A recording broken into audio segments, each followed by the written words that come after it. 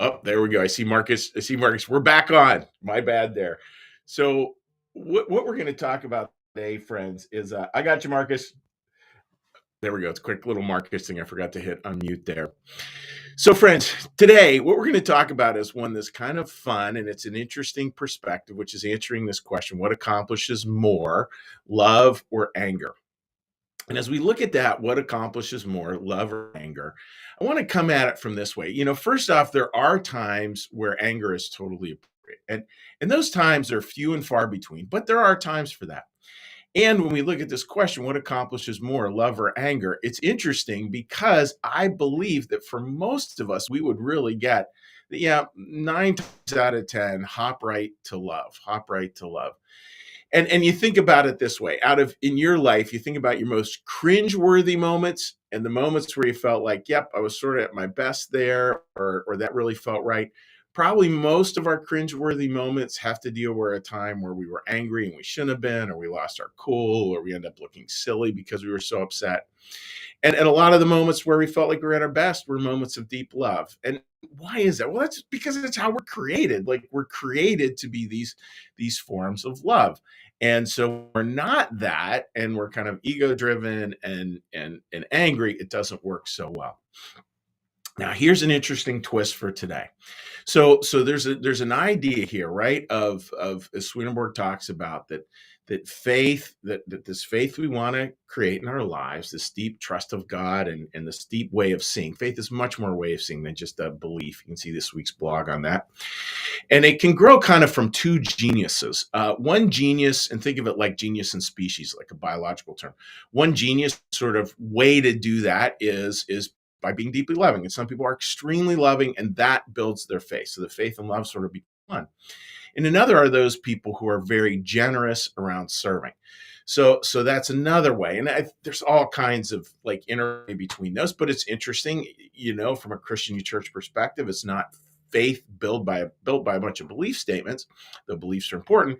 It's faith built by either this deeply loving orientation or this orientation around service, generous service. And then it takes it one step further. And this was one that really struck me this morning, getting ready for today.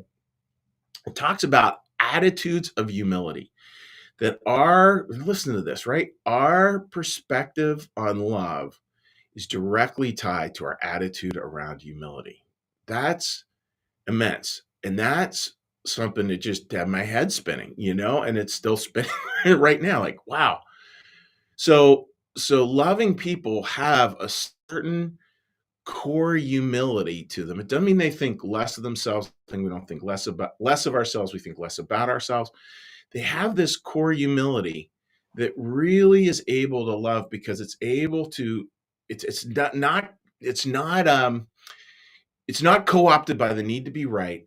It's really trying to understand other people as best they can, and then to move forward. It's not about. It doesn't say we don't take stands. Like, people do really take stands. They take stands a lot, but they just come from different places. Oh my goodness. So I think that's where we have to think. What's our attitude of humility? Like, how do we approach humility?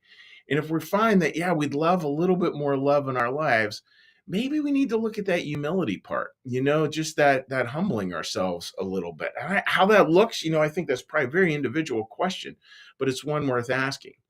And what will that allow for? Well, it allows us to accomplish more with love than we ever could accomplish with anger. A simple example: imagine having a dust up with one of your kids, and as will happen if you are a parent, a dust up with one of your kids, and do something inappropriate, and you're totally right, and so you launch into it. You launch into a big lecture, a big shaming thing. Very few parents feel good about that in the long run, and I imagine most of us have done it at least once, and if you're like me, more than once, and we regret it. So you think about something like that. What if we just had a different attitude of humility here? So here's this child who's doing this thing, and we're really upset about it. We're really gonna, like, I gotta set them straight. What if we just took a minute or even a few seconds and just try to adjust our attitude of humility. And instead of coming out like a full fire hose, this is what's right, this is how you do it. Take a minute to just seek to understand where they're coming from. That doesn't mean there aren't consequences. That doesn't mean that there may not even be a bit of upset at the child, but means we're coming from a humility, like, help me to understand what you were thinking when that happened. Because this is how I saw it. I need to understand how you saw it. Because there's going to be implications to this, and this isn't a way to like choose forward into the future. That basic humility, folks, I think you can see where that starts to allow love to win more than anger. Because anger always has this immediacy, anger always has this right awayness, anger always has this upsetness about it. And we need to do better. We need to do better than that.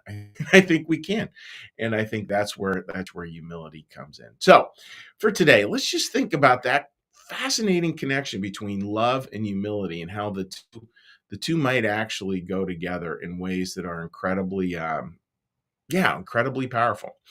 So, friends, that's what I got for today. Again, my apologies with that little glitch on the muting. Unfortunately, I flipped screens and it went back to mute. So my bad on that, but hopefully you stayed with long enough to get this little thought for today.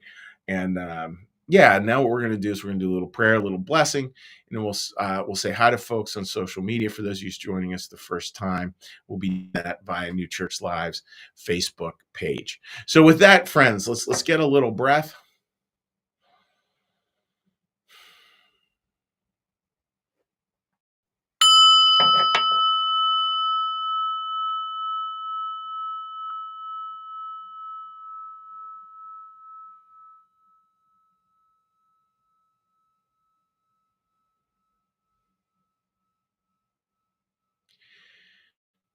Be still and know that I am God.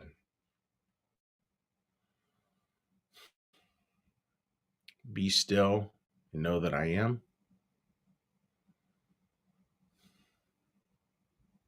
Be still and know that I.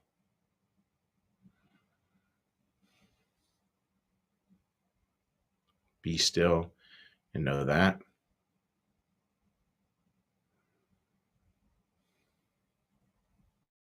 Be still and know.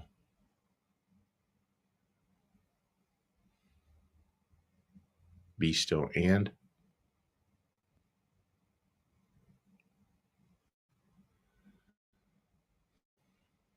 be still.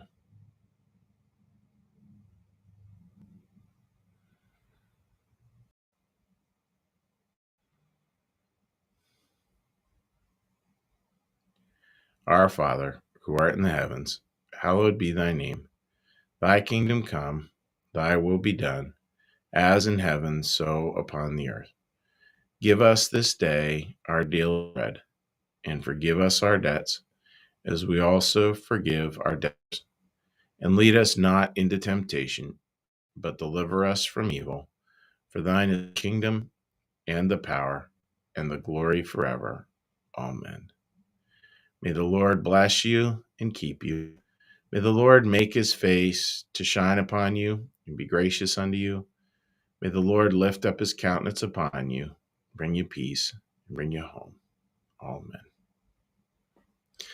All right, friends, let's take a look at those of you who joined us this morning. And again, I hope you have a wonderful day planned ahead of you. All right, so let's take a look. Linda, good morning to you, and hope you're doing well, my friend. Tori, always great to hear from you. That's so true that love and humility go together, because if you think you're the most important or most right, you can't truly be loving. I mean, Tori, right there, like, right? Let me just read that again, because I think that's beautifully said. If you think you are the most important or the most right, you can't truly be loving. Amen to that.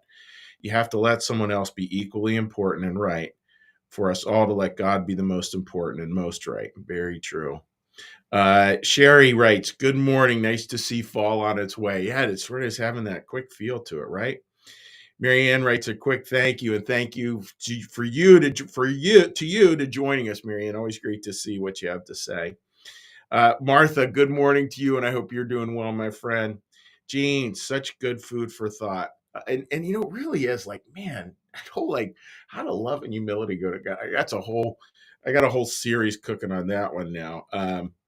Uh, Mary writes, good morning. Thank you for the humility reminder, taking that with me today. And my dear Breck writes, good morning, and I hope you're doing well, buddy. I hope recuperating is still going along, chugging along at a million miles per hour. So, folks, that's the thought for today. I hope that makes sense. I hope that's helpful. Again, my apologies for the little muting problem there.